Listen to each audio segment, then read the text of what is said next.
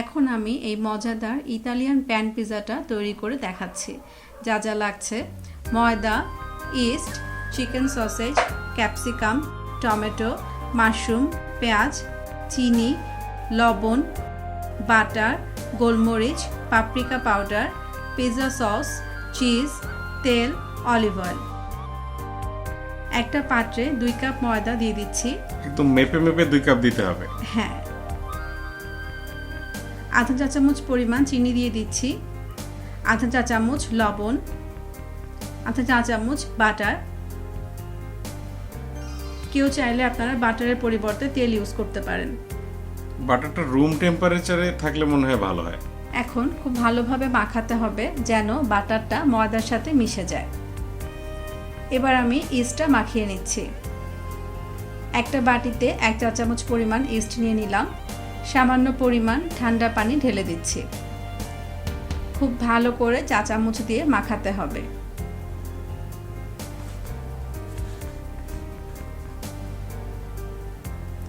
এবার আমি ইস্টটাকে ময়দাটার ভেতর ঢেলে দিচ্ছি। ভালো করে বাটি থেকে মুছে নিতে হবে। এটা একটু আঠালো টাইপের হয়, হাত দিয়ে মুছে দিয়ে দিতে হবে। আবার খুব ভালো করে মাখাতে হবে যেন ইস্টটা ময়দার সাথে মিশে যায়। কারো হাতের কাছে যদি ইস্ট না থাকে তাহলে 1 চা চামচ পরিমাণ বেকিং পাউডার ময়দার মধ্যে বা আটার মধ্যে দিয়ে ভালো করে মাখাতে হবে। হয়ে গেছে এটা। এবার আমি অল্প অল্প পানি দিয়ে এটাকে মাখতে থাকবো।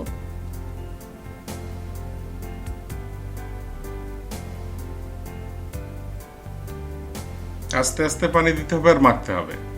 হ্যাঁ। ডোটা কিন্তু একটু নরম হবে, রুটি বা পরোটার মতো হবে না। খুব ভালো করে হাত দিয়ে মাখাতে হবে। এই মিক্সটার উপরেই আসলে ডিপেন্ড করে যে কতটুকু সফট হবে বা হার্ড হবে। হ্যাঁ, প্লাস ক্রাস্টটাও এটার উপর ডিপেন্ড করে।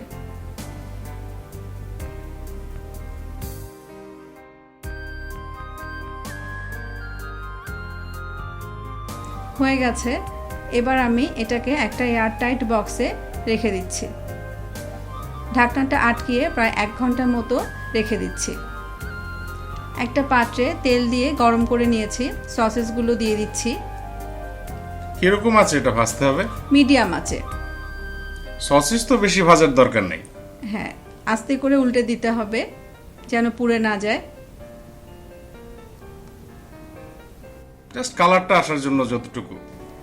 আবার একটু উল্টে দিচ্ছি। সুন্দর একটা ব্রাউন কালার হয়ে আসছে। একটা সুন্দর গন্ধ বের হয়েছে।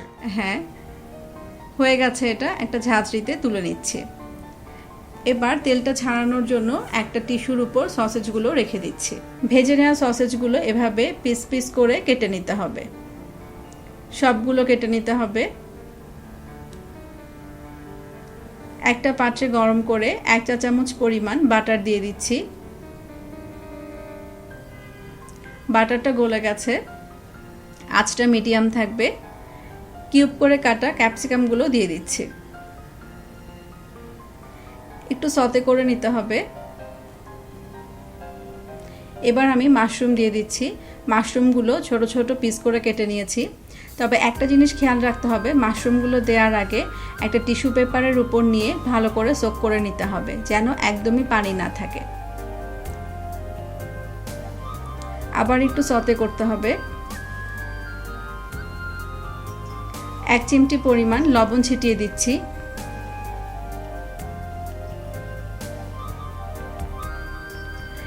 এবার চাক চাক করে কাটা পেঁয়াজগুলো দিয়ে দিচ্ছি। কয়টা পেঁয়াজ আছে এখানে? এখানে 2টা পেঁয়াজ আছে। পেঁয়াজগুলো তো বেশ মোটা মোটা করে কাটতে হবে। হ্যাঁ, রিং করে কেটে নিতে হবে। গোলমরিচের গুঁড়ি দিয়ে দিচ্ছি। সামান্য পাপরিকা ছিটিয়ে দিচ্ছি। পাপরিকা না থাকলে তো শুকনো মরিচের গুঁড়িও দেয়া যেতে পারে। হ্যাঁ, সামান্য গ্রেট করা চিজ দিয়ে দিচ্ছি। গন্ধটা সুন্দর হওয়ার জন্য। হ্যাঁ, হয়ে গেছে। এবার এটা ঠান্ডা করে নি রুম টেম্পারেচারে। ঢাকনাটা খুলে দিচ্ছি। ডোটা খুব সুন্দর ফুলে উঠেছে। এবার হাত দিয়ে আমি ডোটাকে আরেকটু মথে নিব।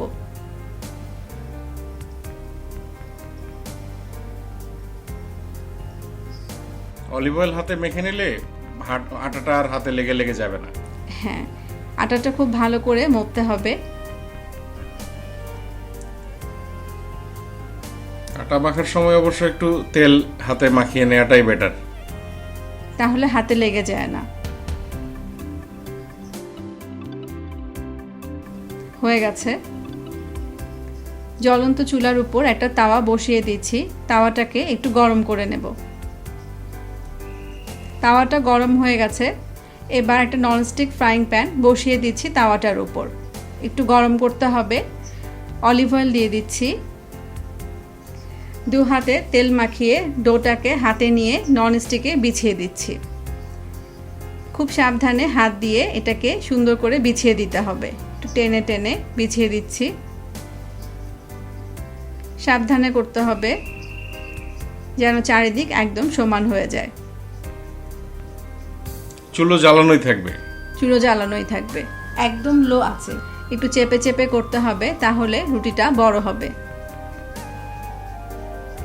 এবং পাতলা করতে হবে,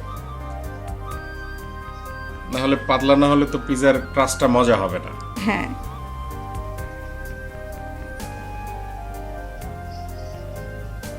টেনে টেনে ছড়াতে ছড়াতেই তো পাতলা হয়ে যাবে। হ্যাঁ, হয়ে গেছে। আঁচটা আমি মিডিয়াম করে দিচ্ছি। এবার আমি ঘড়ি ধরে 5 মিনিট অপেক্ষা করব। ডোটা সুন্দর ফুলে গেছে, 5 মিনিট হয়ে গেছে। এবার ঠিক এভাবে 2টা চামচ দিয়ে রুটিটাকে একটু তুলে ধরতে হবে। একটু অলিভ অয়েল দিয়ে দিতে হবে। এবার ঠিক এভাবে খুব সাবধানে উল্টিয়ে দিতে হবে যেন রুটিটা ভেঙে না যায়। আঁচটা একদম লো করে দিচ্ছি। এবার একটা চামচ দিয়ে পিৎজা সসটা রুটিটার উপর বিছিয়ে দিচ্ছি। হাতে তাপ লাগলে অবশ্য চুলা বন্ধ করেও কাজটা করা যায়। হ্যাঁ, সেটাও করা যায়। আর পিৎজা সস হাতের কাছে না থাকলে তো ওই টমেটো পেস্ট দেওয়া যেতে পারে। আবার গার্লিক ব্রাউন করে ওখানে টমেটো পেস্টটা দিয়ে একটু ভেজে তারপর ওটাও দেওয়া যেতে পারে। সসটা কতটুকু দিবেন সেটা যে যেরকম টক খাবেন সেভাবে দেবেন। কম খেতে চাইলে কম দেবেন, বেশি খেতে চাইলে বেশি দেবেন। এবার আমি অন্যান্য জিনিসগুলো দিয়ে দিচ্ছি। প্রথমে একটু চিজ দিয়ে দিচ্ছি। চিজটা গ্রেট করে নিয়েছি, একটু ছড়িয়ে ছড়িয়ে দিতে হবে। এবার সতে করা মাশরুম, ক্যাপসিকাম, পেঁয়াজ দিয়ে দিচ্ছি। টপিং সাজানোটা আসলে সম্পূর্ণ নিজের উপর, কে কীভাবে সাজাতে চান। এনে চাইলে ব্ল্যাক অলিভ দেওয়া যেতে পারে, ফিশ দেওয়া যেতে পারে, চিংড়ি মাছ দেওয়া যেতে পারে, যে যেভাবে খায়। রেড ক্যাপসিকাম, ইয়েলো ক্যাপসিকাম সব কিছুই দেওয়া যেতে পারে। মাংসের কিমা দেওয়া যেতে পারে, যে যেভাবে খেতে চায়। হাত দিয়ে এভাবে খুব সুন্দর করে সাজিয়ে দিতে হবে। এবার সসেজগুলো দিয়ে দিচ্ছি, ছড়িয়ে ছড়িয়ে দিতে হবে।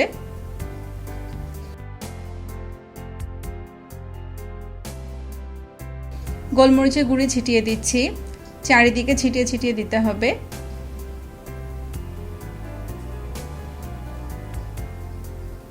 পাপরিকা পাউডার ছিটিয়ে দিচ্ছি, এটাও চারিদিকে ছড়িয়ে ছড়িয়ে দিতে হবে, সুন্দর লাগছে দেখতে। আবার একটু চিজ ছড়িয়ে দিতে হবে, চিজ একটু বেশি দিলে বেশি টেস্ট হয়।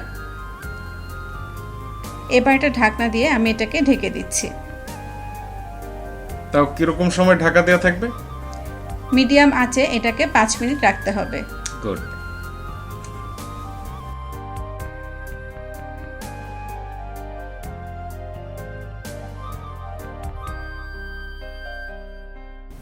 ঢাকনাটা খুলে চাক করে কাটা টমেটো বিছিয়ে দিতে হবে।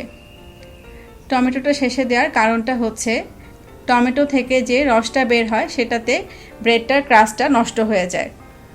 সে একই কারণে তো আমরা আবার মাশরুম থেকে পানিটা ছড়িয়ে নিলাম, যাতে পানিটা ওই ক্রাস্টে না যায়। হ্যাঁ, এভাবে 3 থেকে 4 মিনিট রাখতে হবে। আর ঢাকা দিতে হবে না? না। সব শেষে আবার একটু চিজ আমি গ্রেট করে দিচ্ছি, একটু ছড়িয়ে ছড়িয়ে দিতে হবে যেন সব জায়গায় চিজটা পড়ে।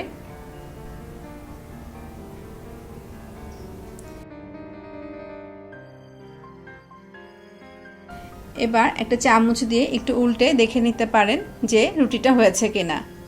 সুন্দর একটা কালার এসছে। এবার আমি এটাকে নামিয়ে নিচ্ছি। তৈরি হয়ে গেল ইটালিয়ান হোমমেড প্যান পিৎজা। এবার আমি পিৎজা কাটার দিয়ে এভাবে পিস করে কেটে নিচ্ছি। শব্দ শুনেই বোঝা যাচ্ছে যে পিৎজাটা অনেক ভালো ক্রাস্টটা হয়েছে। অনেক সুন্দর হয়েছে। ক্রাস্টটা কিন্তু অনেকটা আসলে ডোটার উপর ডিপেন্ড করে। অবশ্যই চেষ্টা করবেন। কোনো প্রশ্ন থাকলে আমাদের ব্লগে কমেন্টে কমেন্ট করবেন, আমি উত্তর দেওয়ার চেষ্টা করব। ধন্যবাদ।